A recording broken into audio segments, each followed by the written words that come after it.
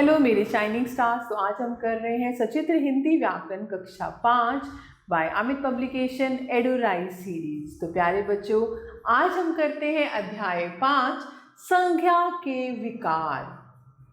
संज्ञा में विकार भी होता है और जो शब्द संज्ञा में विकार या परिवर्तन लाते हैं वे विकारी तत्व कहलाते हैं। लिंग, वचन तथा कारक संज्ञा के विकारी तत्व हैं। आइए इनके बारे में जानें। बच्चों, नीचे दिए गए चित्रों को देखिए, वे वाक्यों को पढ़िए। यहाँ पर हम लिंग की बात करते हैं। आप देख सकते हैं, लड़का खेल रहा है, लड़की खेल रही है। बैल घास चर रहा है, गाय घास चर रही है। यहाँ पहले दो वाक्यों में लड़का और बैल दोनों शब्द पुरुष जाति का बोध करा रहे हैं और बाद के दो वाक्य में लड़की और गाय स्त्री जाति का बोध करा रहे हैं। तो शब्द के जिस रूप से उसके पुरुष जाति या स्त्री जाति होने का बोध होता है उसे हम लिंग कहते हैं। हिंदी भाषा में केवल जीवधारियों को ही नहीं अपितु संसार की सभी वस्तुओं, स्थानों, भावों आदि को भी पुरुष जाति या स्त्री जाति का माना गया है। लिंग के भेद। लिंग के दो भेद होते हैं, पुल्लिंग और स्त्रीलिंग। तो पहला है पुल्लिंग, अध्यापक, नौकर, धोबी। चित्रों के नीचे आए अध्यापक, नौकर और धोबी शब्द पुरुष जाति की ओर संकेत कर रहे हैं। इस प्रकार पुरुष जाति का बोध कराने वाले शब्द क्या कहलाते हैं? पुल्लिंग। जैसे पिता, हाथी, घोड़ा, स्टेशन, अखबार, पेड़, घर, सोना आदि।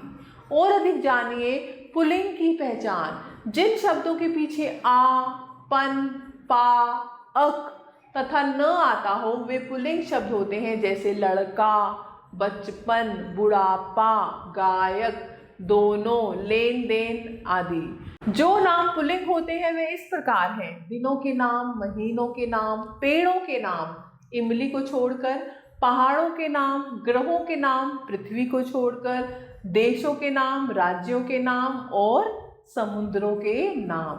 कुछ संख्या शब्द स्त्री तथा पुरुष दोनों के लिए समान रूप में प्रयोग किए जाते हैं। जैसे राष्ट्रपति, प्रधानमंत्री, राज्यपाल, मंत्री, डॉक्टर, इंजीनियर, खिलाड़ी आदि। कुछ शब्दों में नर और मादा लगाकर पुल्लिंग या स्त्रीलिंग शब्द बनाया जाता है। नर मच्छर, मादा मच्छर, नर कौवा, मादा कौवा, नर भालू, मादा भालू, नर खरगोश, मादा खरगोश। दूसरा है स्त्रीलिंग, अध्यापिका, नौकरानी, धोबिन। चित्रों के नीचे आए अध्यापिका, नौकरानी व धोबिन शब्द स्त्री जाति की ओर संकेत कर रहे हैं। इस प्रकार स्त्री जाति का बोध कराने वाले शब्द स्त्रीलिंग कहलाते हैं। जैसे लोमड़ी, दादी, सेठानी, घोड़ी, मेज, कुर्सी, चिड़िया, चम्मच, टोकरी आदि। और अधिक जानिए स्त्रीलिंग की पहचान। जिन संख्या शब्दों के पीछे बड़ी ई या इया, आवट, आनी, ता, इन आदि लगा होता है वे स्त्रीलिंग होते हैं। जैसे बोली, डिबिया, थकावट, महारानी, पंडिताइन, मित्रता, धोबिन आदि। जो नाम स्त्रीलिंग होते हैं वे इस प्रकार हैं: तिथियों के नाम, नदियों के नाम, ब्रह्मपुत्र, सिंधु, सोन अपवाद हैं। भाषा के नाम, कोमल भावों के नाम, दया, करुणा, ममता ये अपवाद हैं। शक्ति सूचक नाम, पुलिस, सेना, समिति। लिपियों के नाम, देवनागरी, फारसी बोलियों के नाम। कुछ शब्द सदा स्त्रीलिंग रहते हैं। जैसे मक्खी, कोयल, मछली, छिपकली आदि। पुल्लिंग से स्त्रीलिंग बनाने के नियम: अंत में अ के स्थान पर आ, अंत में अ और आ के स्थान पर इया और अंत में नी लगाकर। तो पहले हम करते हैं अंत में अ के स्थान पर आ। शिष्य, शिष्या ये पुल्लिंग है, ये स्त्रीलिंग। प्रिय, प्रिया, पूज्य, पूज्या, वृद्ध, वृद्धा, श्याम, श्यामा। अब हम क्या कर रहे हैं? अंत में अ और आ के स्थान पर बड़ी ई लगा देते हैं। दास, दासी, हिरन, हिरनी, गूंगा, गूंगी, घोड़ा, घोड़ी, बकरा, बकरी। अब अंत में अ या फिर आ के स्थान पर इया लगा देते हैं, जैसे बंदर का बंदरिया, चिड़ा चिड़िया, लोटा लुचिया, डिब्बा डिबिया, चूहा चूहिया। ऐसे ही अंत में नी लगाकर ऊंट ऊंटनी, मोर मोरनी, सिंह सिंहनी, जाट जाटनी, रीछ रीछनी। ऐसे ही अंत में इन लगाकर सांप सापिन, माली मालिन, कुम्हार कुम्हारिन, जुलाहा जुलाहिन, गवाला गवालिन। ऐसे ही वान को वती करने में जैसे गुणवान गुणवती, बलवान बलवती, भाग्यवान भाग्यवती, दयावान दयावती, पुत्रवान पुत्रवती। मान को मति करने से जैसे श्रीमान श्रीमती, बुद्धिमान बुद्धिमती, कांतिमान कांतिमती, शक्तिमान शक्तिमती, आयुष्मान आयुष्मती। ऐसे अक को इका करने में जैसे गायक है गायिका, सेवक सेविका, लेखक लेखिका, पाठक पाठिका, सहायक सहायिका। ऐसे ही अंत में आनी जोड़ने से जैसे नौकर नौकरानी, पंडित पंडितानी, सेठ सेठानी, जेठ जेठानी, देवर देवरानी। तो प्यारे बच्चों, दोहराते हैं, स्त्री या पुरुष जाति का बोध कराने वाले शब्द लिंग कहलाते हैं। हिंदी में लिंग के दो भेद हैं, पुल्लिंग और स्त्रीलिंग। कुछ शब्द स्त्रीलिंग तथा पुल्लिंग दोनों में समान रहते हैं, जैसे प्रधानमंत्री, डॉक्टर आदि। कुछ शब्द सदा पुल्लिंग रहते हैं, जैसे हिमालय, सोना आदि। कुछ शब्द सदा स्त्रीलिंग रहते हैं, जैसे बस, गंगा आदि। अब आपकी बारी। प्रश्न 1, नीचे दिए गए शब्दों में स्त्रीलिंग शब्द के सामने स्त्रीलिंग और पुल्लिंग शब्द के सामने पुल्लिंग लिखिए।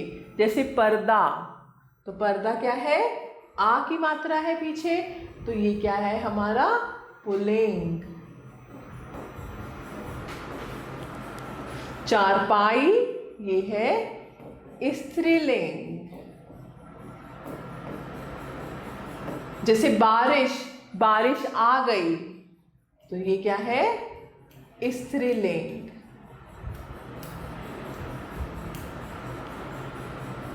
ऐसे ही पेड़ क्या है? पुल्लिंग। पेड़ गिर गया, हम ये नहीं कहते पेड़ गिर गई, पेड़ गिर गया, तो वो क्या होगा? पुल्लिंग। प्रश्न 2, निम्नलिखित रंगीन शब्दों के लिंग बदलकर वाक्यों को दोबारा लिखिए। सेठ जी को मिठाई खाना बहुत पसंद है, तो हमें लिंग बदलना है। सेठानी को, सेठानी जी को, सेठ का सेठानी, सेठानी जी को मिठाई खाना बहुत पसंद है। मेरा पड़ोसी मुझे बहुत परेशान करता है। मेरी पड़ोसन, मेरी पड़ोसन, पड़ोसी का पड़ोसन, मेरी पड़ोसन मुझे बहुत परेशान करती है। आज अध्यापक कक्षा में नहीं आए, आज अध्यापिका कक्षा में नहीं आई, तो आप ही कर सकते हैं। प्रश्न 3, लिंग बदलिए। ऐसे ही लिंग बदलना है, जैसे हमारे पास सम्राट है, सम्राट का क्या होगा? सम्रागी।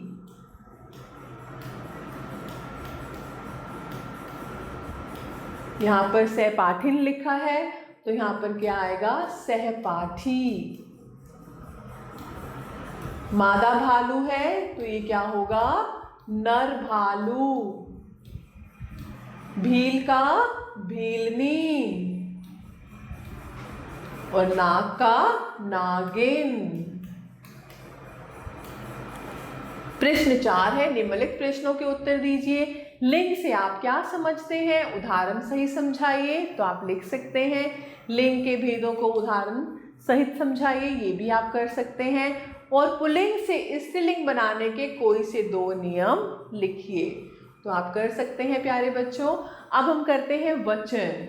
बच्चों, नीचे दिए गए चित्रों को देखिए और वाक्यों को पढ़िए। लड़का पढ़ रहा है, लड़के पढ़ रहे हैं, लड़की रस्सी कूद रही है, लड़कियां रस्सी कूद रही हैं। तो ऊपर पहले 2 वाक्यों में लड़का और लड़की शब्द से उनके एक एक होने का बोध हो रहा है, जबकि दूसरे वाक्यों में लड़के और लड़कियां शब्द से एक से अधिक होने का बोध हो रहा है। इस प्रकार शब्द के जिस रूप से उसके एक या अनेक होने का बोध होता है, उसे हम वचन कहते हैं। वचन के भेद, हिंदी में वचन के दो भेद हैं, एक वचन और बहुवचन। एक वचन शब्द के जिस रूप से उसके एक होने का बोध हो उसे एक वचन कहते हैं, जैसे घोड़ा, पत्ता, रोटी। बहुवचन शब्द के जिस रूप से उसके अनेक होने का बोध हो उसे बहुवचन कहते हैं, जैसे घोड़े, पत्ते, रोटियां। वचन संबंधी कुछ नियम। पहला है, कुछ शब्द सदा एक वचन के रूप में प्रयोग किए जाते हैं, जैसे बारिश, पानी, दूध, आग, हवा, दही, घी आदि। आदर देने के लिए बहुवचन का प्रयोग किया जाता है, जैसे चाचा जी आए हैं, आप बैठ जाइए। संज्ञा या सर्वनाम शब्दों के वचन बदलने पर क्रिया का रूप भी बदल जाता है, जैसे मेज पर गेंद रखी है, मेज पर गेंदें रखी हैं। संज्ञा के अतिरिक्त सर्वनाम शब्दों के भी वचन बदलते हैं। कुछ शब्द सदा बहुवचन के रूप में प्रयोग किए जाते हैं, जैसे आंसू, दर्शन, हस्ताक्षर, लोग, समाचार, दाम, होश आदि। द्रव्यवाचक संज्ञा तथा भाववाचक संज्ञा का प्रयोग सदा एक वचन के रूप में होता है। इन आमों में मिठास है, जनता हाहाकार कर उठी, दूध पीना सेहत के लिए अच्छा है, माँ की ममता उमड़ पड़ी। बहुवचन बनाने के नियम। अ अगर है तो उसे हम बना देंगे ए, जैसे पुस्तक, पुस्तकें, भैंस, भैंसें, रात, रातें, बहन, बहनें, मेज, मेजें, आँख, आँखें। आ से ए बनाकर, जैसे बेटा, बेटे, घोड़ा, घोड़े, कपड़ा, कपड़े, छाता, छाते। आ में ए लगाकर महिला, महिलाएं, माला, मालाएं, सभा, सभाएं, माता, माताएं। और ऊ, बड़ा ऊ या ओ में ए जोड़कर गो, गोएं, ऋतु, ऋतुएं, वस्तु, वस्तुएं, बहु, बहुएं। और अधिक जानिए संस्कृत से आए शब्दों जैसे योद्धा, नेता, राजा, भ्राता आदि शब्दों के आ का ए नहीं होता। संबंध बताने वाले शब्द जैसे नाना, चाचा, मामा आदि शब्दों के आ का ए नहीं होता। ई या बड़ी ई में या जोड़कर, जैसे मिठाई, मिठाइयाँ, तिथि, तिथियाँ, मक्खी, मक्खियाँ, सखी, यहाँ पर छोटी की मात्रा बन जाएगी सखियाँ, रीति, रीतियाँ, दवाई, दवाइयाँ। या से या बनाकर चिड़िया, चिड़ियाँ, पुड़िया, पुड़ियाँ, चूहिया, चूहियाँ। कुछ शब्दों के बहुवचन इस प्रकार बनते हैं, ये एक वचन है, ये बहुवचन, एक वचन, बहुवचन।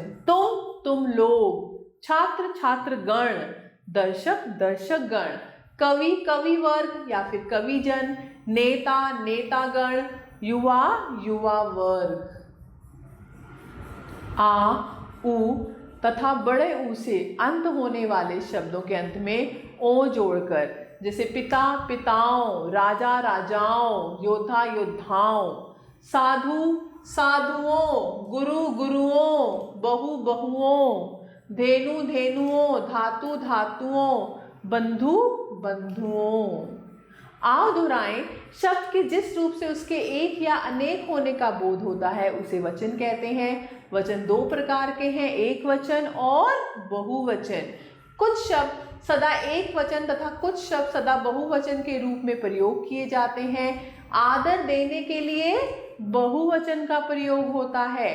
भाववाचक और द्रव्यवाचक संज्ञाओं का प्रयोग एक वचन के रूप में किया जाता है। तो प्यारे बच्चों, आपकी बारी है।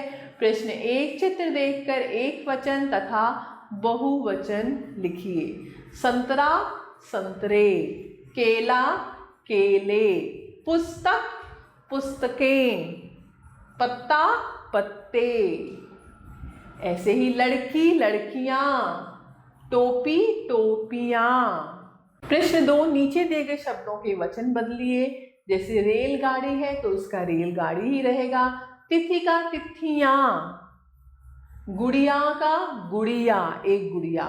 गाथाएं का गाथा। छाता का छाता ही रहेगा, दवाई का दवाइयाँ। ऐसे ही पुस्तकें हैं तो पुस्तक। प्रश्न 3, निम्नलिखित वाक्यों में से रेखांकित शब्दों के वचन बदलकर वाक्यों को दोबारा लिखिए। बस में महिला के लिए अलग सीट होती है, तो बसों में महिलाओं के लिए अलग सीट होती है। चुनाव से पहले नेता वोट मांगने आते हैं। चुनाव से पहले नेतागण वोट मांगने आते हैं। राजीव की बहन का स्वभाव बहुत अच्छा है। राजीव की बहनों का स्वभाव बहुत अच्छा है। मिठाई पर मक्खी भिनभिना रही है। मिठाइयों पर मक्खियाँ भिनभिना रही हैं। तो आप ये कर सकते हैं। ऐसे ही प्रश्न 4 है, एक वचन और बहुवचन शब्दों को छांटकर सामने बॉक्स में लिखिए। आप कर सकते हैं। ऐसे प्रश्न 5 है, निम्नलिखित प्रश्नों के उत्तर दीजिए। वचन से आप क्या समझते हैं? वचनों के भेदों को उदाहरण सहित समझाइए। एक वचन, बहुवचन, और आप उसमें उदाहरण दे सकते हैं और उनकी परिभाषा लिख सकते हैं। वचन संबंधी 4 नियम लिखिए। तो प्यारे बच्चों, आप ये कर सकते हैं। कामना अपनी नई साइकिल दिखाने के लिए भाई को पुकार रही है। माँ ध्यान से स्वेटर बुन रही है। भाई छत पर खड़ा है।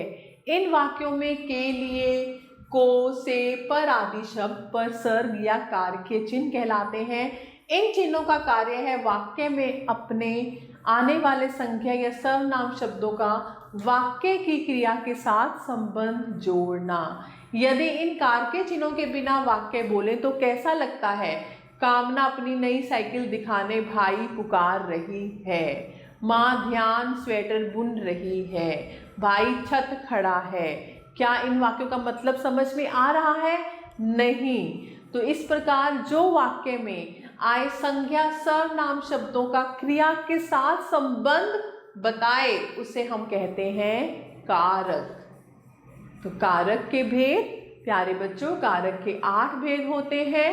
कारक है और ये विभक्ति चिन्ह है। पहला है कर्ता ने, कर्म को, करण से, के साथ, के द्वारा, संप्रदान के लिए या फिर को, यानी किसी को कुछ देने के भाव में, अपादान से यानी अलग होना, संबंध का, के, की, अधिकरण यानी में या फिर पर, संबोधन हे, अरे। तो प्यारे बच्चों, आप इसे कैसे याद करेंगे? कर्ता ने कर्म को, करण से, संप्रदान के लिए, अपादान से, संबंध का, के, की, अधिकरण में, पर, संबोधन हे, अरे। तो बहुत ही आसान है, आप इसका अभ्यास करें, आपको जरूर याद होगा।